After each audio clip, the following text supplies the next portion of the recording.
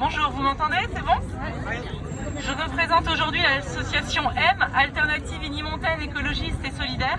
On est une association qui est implantée localement, donc à Montigny-le-Bretonneux, avec notre but c'est d'engager et de soutenir des actions citoyennes dans les thématiques de la solidarité, de la transition écologique et de la démocratie participative. 3 ans. 3 ans, c'est le temps qu'il nous reste pour inverser la courbe des émissions des gaz à effet de serre responsables du dérèglement climatique. 3 ans, c'est le temps qu'il nous reste pour changer nos comportements et espérer garantir un monde vivable pour les générations futures. 3 ans, ce n'est pas juste un chiffre avancé par des bobos écolo-intégristes, non. 3 ans, c'est le chiffre annoncé par le GIEC.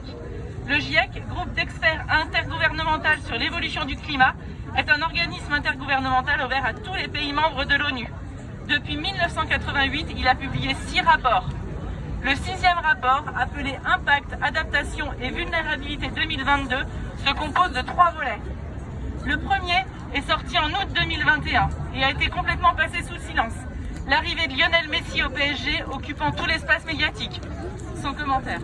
Le deuxième a été publié en février 2022 et a malheureusement été éclipsé des médias par l'actualité dramatique du début de la guerre en Ukraine. Le troisième est sorti lundi dernier. Et entre la guerre en Ukraine, l'approche du premier tour des présidentielles et la gifle de Will Smith pendant la cérémonie des Oscars, là encore, la couverture médiatique a été minime, voire inexistante. 3 ans, alors que demain et dans 15 jours, nous allons élire notre future présidente ou président pour les 5 prochaines années. C'est cette personne qui va devoir piloter les changements nécessaires. Mais durant ces derniers mois où les candidats se sont succédés sur les plateaux TV et en interview dans la presse, à quel moment le sujet du dérèglement climatique et des modifications profondes auxquelles l'humanité va devoir faire face a-t-il été évoqué de façon sérieuse et approfondie? Jamais. Alors qu'il s'agit là d'un enjeu crucial et même vital.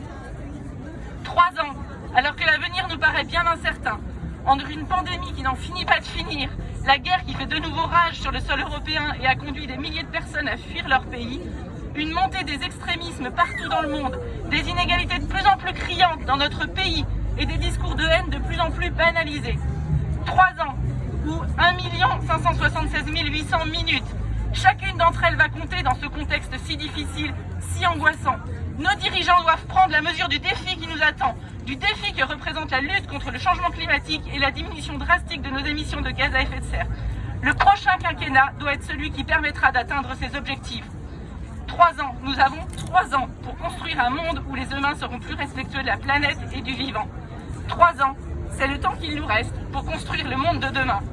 3 ans, mais c'est dès aujourd'hui, ici, qu'il faut faire entendre notre voix suffisamment fort pour que notre future présidente ou président nous écoute et que toute la population nous rejoigne dans la rue. 3 ans, c'est le temps qu'il nous reste pour construire le monde de demain.